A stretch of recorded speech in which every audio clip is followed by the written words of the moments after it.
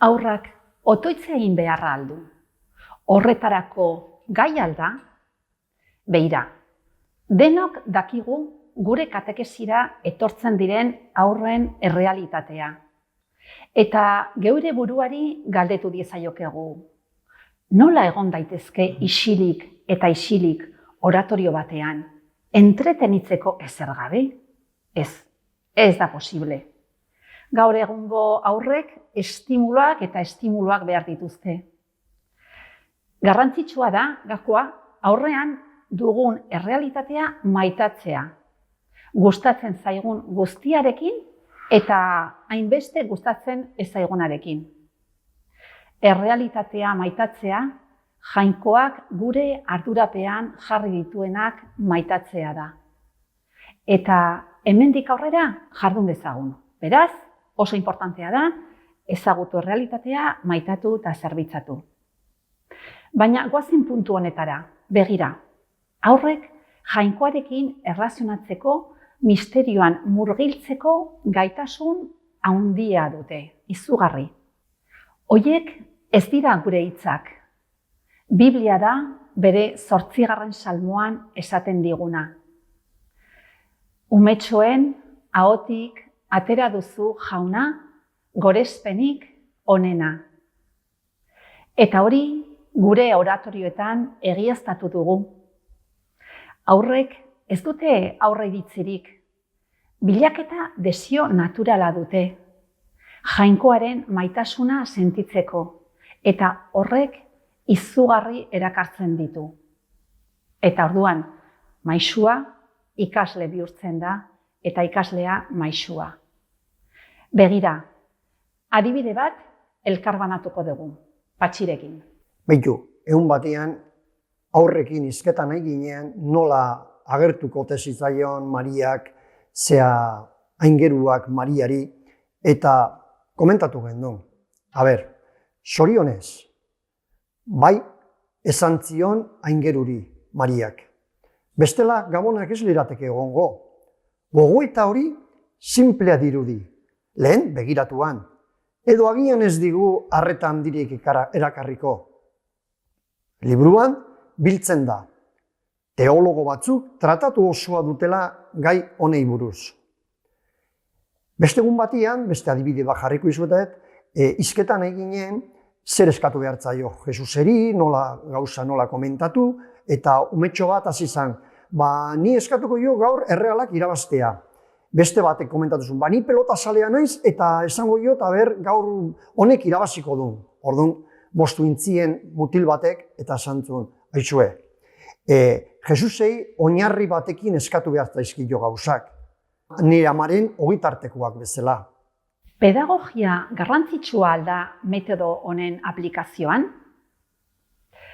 Manejo pedagogiko pixkat garrantzitsua da metodo hau bururatzerakoan, baina hala ere uste dugu garrantzitsua dela pedagogiak dituen mugen eta haurren otoitz doainen arteko oreka mantentzea. Eta orain, galdera bat. Benetan uzten aldiegu haurrei jainkoarekin erlazionatzen? Eman diezaiogun aukera. Hau da, katekista baten zeregin nagusietako bat. Eta horretarako, haurraren tenplu sakratua nolakoa den ikusiko dugu. Ikus dezagun zeintzuk diren tenplu sakratuan bizi diren ezaugarri potentzial hoiek. Isiltasuna, entzumena, esango diguzu, ezinezkoa, baina praktikarekin dena lortzen den bezala da. Ausartu egin behartzera. Haurrak isiltasunean eta otoitzean hasten dira.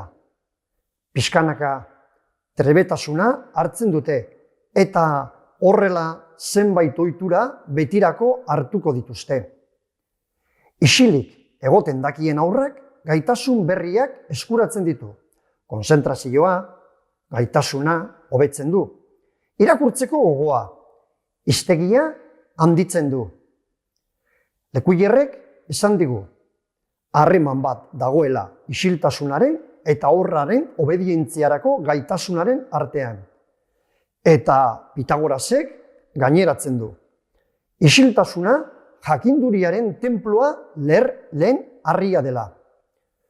Gure kasuan, otoitzesko isiltasuna ez da abstraktua, jaingoikoarekiko harremanena. Isiltasunak entzuteko aukera ematen digu. Jainkoak gure bihotzetara hitz egiten duenaren prest egoteko. Irudimena, otoitza kontemplatibo sorkuntza. Badakigu aurrek gainezka duten irudimen handia dutela. Aprobetxatuko dugu, gure eremura eramateko. Bibliako pasarte bat azalduko dugu. Irudimenaren 5 zentzumenak erabiliz. San Ignaziok gogo jardunetan zioen bezala. Pasartearen barruan sartuko gara. Gertatzen ari dana gure aurrean balego bezala. Zer egiten duten, zer esaten duten, entzun eta gertatzen den ikusi, Jesusen pertsonaz gozatuz. Horregatik oso gomengarria da aurra ahozko transmisioaren bidez sartzea kontakizun handietan. Ikus entzunezko bitartekoen bidez baino lehen. Hau da, minimalismo digitala. Ikaskuntza barrutik jaiotzen da eta Sokratesen arabera badakigu, barrutik ateratzean datzala, kanpotik sartzea baino. Ohiturak, konstantzia eta erregulartasun mekanismo oso garrantzitsua eskaintzen dute. Segurtasuna ematen dute. Une oro, zer egin behar duten jakiteak, lasaitasuna eta bakea ematen die. Pertsona oinarritua sortaratzen dituzte, barne eskema gisa balio dute. Bere burua hobeto antolatzeko aukera ematen du. Ingurune katekitikoa hobetzen du eta familia, klasea. Logika. Askotan aurrek harrituta uzten gaituzte logika ezin hobea, garbia eta ederki planteatutako arrazoi bideekin. Entzun ditzagun. Memoria, tresna balioetsuenetako bat da ikasteko. Hari esker, guri oroitzapenak gordetzeko gai baikara. Zerbait berria memorizatzeko garaian jarraibide batzuk hartu behar dira kontuan. Bat, errutinak, beti orden beren jarduera, bakoitzaren ondoren zer datorren jakiteko aukera ematen du.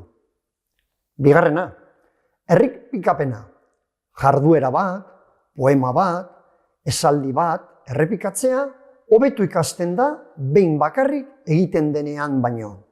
Arrazoitzea. Gure gizarte digitalean funtsezkoa da aurren pentsamenduaren garapena sustatzea. Arrazoitzeko eta erabaki independenteak hartzeko gai diren helduak izan daitezen. Arrazoi bideak memoriarekin eta logikarekin lotura estua du. Hirurak erabiltzen ditugu. Transzendentzia. Aztarnau guztio daramagu gure izatearen sakonean eta batez ere aurrek. Guztiok guraso gisa, katekista gisa, esperientzia dugu. Oratorioan espazio bat sortzen da, umeak bere izate transzendentea ager dezan klima. Elizaren historiari erreparatzen badiozu, gaiztasun transzendente hori aurrei buruz hitz egiten diguten Bibliako pasarte desberdinetan agertzen zaigu.